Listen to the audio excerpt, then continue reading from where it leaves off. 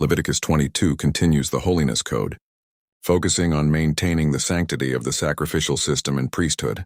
God commands Moses to instruct Aaron and his sons regarding the proper handling of sacred offerings, emphasizing that both priests and offerings must be free from impurity when serving the Lord.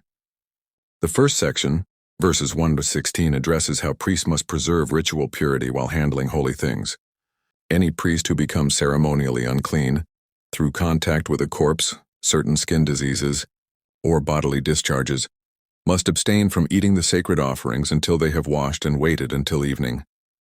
If a priest's family member or someone in the priest's household becomes unclean, they too cannot partake of these foods until clean.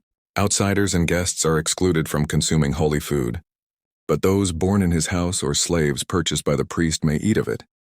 If anyone eats holy offerings by mistake, they must add a fifth of its value and repay the priest, stressing the seriousness of approaching God's holiness even through unintentional error. The second part, verses 17 to 33, specifies requirements for animal sacrifices.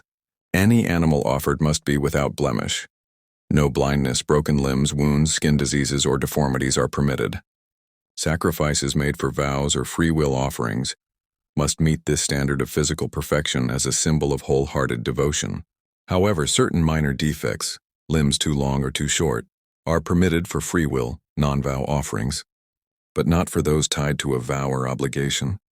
No animal less than 8 days old may be offered, and a mother and her young should not be sacrificed on the same day. Thank offerings must be eaten the same day. Nothing should remain until morning, underscoring gratitude and obedience.